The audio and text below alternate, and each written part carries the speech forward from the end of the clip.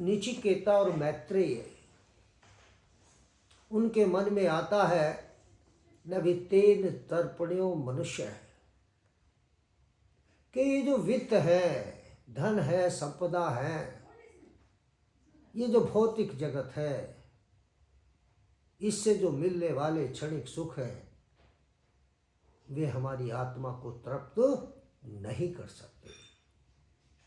तो जैसा मैत्रेय और नचिकेता के मन में आया, ऐसा हमारे भी मन में आता है कि ये हम जानते हैं कि ये संसार नश्वर है, ये जो भोग विलासिताएं हैं, ऐश्वर्य है, ये भी सब समाप्त हो जाने वाला है। लेकिन उसके पश्चात भी वो उत्तर हमारे भीतर से नहीं आता जो नचिकेता और मैत्रेय के मन में आया कि इनसे जब काम नहीं चलने वाला तो फिर हमें उस ईश्वर निश्रेयस की तरफ जाना चाहिए। निश्रेयस कहते हैं ईश्वर के मार्ग को, ईश्वर की प्राप्ति के मार्ग को, स्वयं को जानने के मार्ग को। तो ये हमारे मन में नहीं आता। यदि हमारे मन में भी इस तरह की भावना आ जाए तो फिर इस अभ्युदय से कोई मोह हमें न रहे। अभ्युदय क्या है? ये पूरा जो संसार है, भौतिक संसार, यह अभ्युदय है। निश्रेयस सात्विकता का मार्ग, भक्ति का मार्ग, ईश्वर की तरफ जाने का मार्ग निश्रेयस है। तो ये जो अभ्युदय है ये नश्वर है, समाप्त हो जाने वाला है। और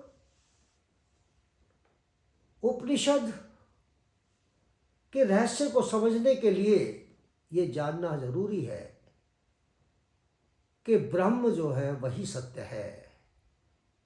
ब्रह्म सत्य जगत मिथ्या। वो ब्रह्म ही, वो परमात्मा ही सत्य है, बाकी सब तो मिथ्या है। और स्वयं को जानने के लिए उपनिषदों का क्या कहते हैं? उपनिषदों का कथन है, ऋषियों का कथन है कि यथा पिंडे तथा ब्रह्मांडे, तथा ब्रह्मांडे यथा पिंडे। जो कुछ इस पिंड में है, ब्रह्मांड में भी तो वही सब कुछ है। या इसको ऐसे कह सकते हैं कि जो कुछ ब्रह्मांड में है वो सब कुछ इस पिंड में है। ब्रह्मांड में अनेक शक्तियां हैं, अनेक रहस्य हैं, तो वही सारे इस पिंड के अंदर भी हैं। वो सारी शक्तियां इस पिंड में भी है। उस ब्रह्मांड को यदि कोई सत्ता चला रही है तो उसे हम परमात्मा कह देते हैं, और इस पिंड को यदि कोई शक्ति चला रही है तो उसे हम आत्मा कह देते हैं। जो नियम इस पिंड में काम कर रहे हैं, इस घट में, इस शरीर में काम कर रहे हैं, वही नियम ब्रह्मांड में काम कर रहे हैं। और जो नियम ब्रह्मांड में काम करते हैं वही इस शरीर में काम करते हैं। जो नियम परमाणु में काम कर रहे हैं वही नियम इस सौर मंडल में काम कर रहे हैं। और जो नियम भौतिक में काम कर रहे हैं वही नियम आध्यात्म में भी काम कर रहे हैं। तो सब कुछ एक ही है, लेकिन हम अपनी शक्तियों को पहचान नहीं पाते। और उसका कारण हम अपने बारे में चिंतन ही नहीं करते, स्वाध्याय ही नहीं करते। यदि हम स्वाध्याय करें, यदि हम अपने भीतर उतर करके देखें, तो हमें बहुत सारी अपनी शक्तियों का पता चलेगा, अपनी विशेषताओं का पता चलेगा। लेकिन हम तो इस भौतिक संसार में ही, ऐश्वर्य में ही डूबे रहते हैं। हिरण्यमयेन पात्रेण सत्यसापि हितं मुखम तत्वं पूषणो पाप्नो सत्य धर्माय दृष्टते। एक पात्र है, उस पात्र के अंदर आनंद है, परम आनंद है, ईश्वरीय आनंद है।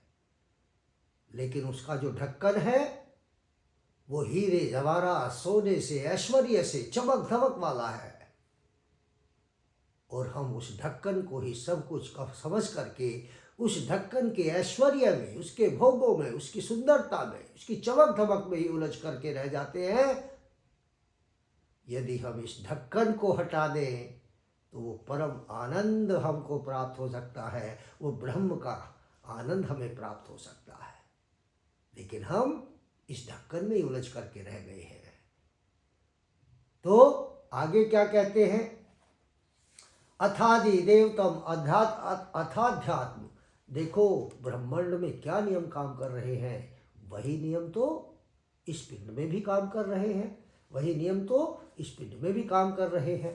तो उपनिषदों का सार है, उपनिषद अद्वैतवाद को मानते हैं, द्वैतवाद को भी नहीं मानते, अद्वैत केवल ब्रह्म को। वो तो वेद को भी अविद्या कहते हैं, वो तो वेद को भी अपराविद्या कहते हैं। पराविद्या यदि कुछ है तो उस ब्रह्म को जानना ही पराविद्या है। भौतिक उन्नति गौण है, ऐसा मानते हैं, भौतिक उन्नति गौण है, आध्यात्मिकता सर्वोच्च है, भौतिकता तो केवल साधन मात्र है, साध्य आत्मबोध निर्वाण मोक्ष या जीवन की पूर्णता है। तो ये जो भौतिक उन्नति आपको दिख रही है, ये जो आध्यात्म, ये जो अभ्युदय आपको दिख रहा है, ये केवल साधन है, साध्य नहीं है। साध्य तो वो ब्रह्म है जिसको हमें प्राप्त करना है। 108 उपनिषद है, 108 उपनिषद में 11 उपनिषद मुख्य हैं, 11 में भी 9 उपनिषद सबसे मुख्य हैं। जैसे ईशावास्योपनिषद, ईशावास्योपनिषद यानी कि इस उपनिषद में क्या, क्योंकि यहाँ पर आपको सारे उपनिषद पढ़ाए नहीं जा सकते, यहाँ केवल उनके बारे में बताया जा सकता है कि किस उपनिषद में क्या विषय लिए गए हैं, और ये गद्य में और पद्य में दोनों में है। ठीक है, तो त्याग पूर्वक भोग, ईशावास्य उपनिषद में त्याग पूर्वक भोग, इसका अर्थ क्या हुआ कि आसक्ति रहित भोग। आसक्ति, आपके सामने भोजन आया, आपने कहा इसमें नमक कम है, इसमें मिर्च नहीं है, इसमें मसाला नहीं है, ये स्वादिष्ट नहीं है, ये आसक्तियां हैं।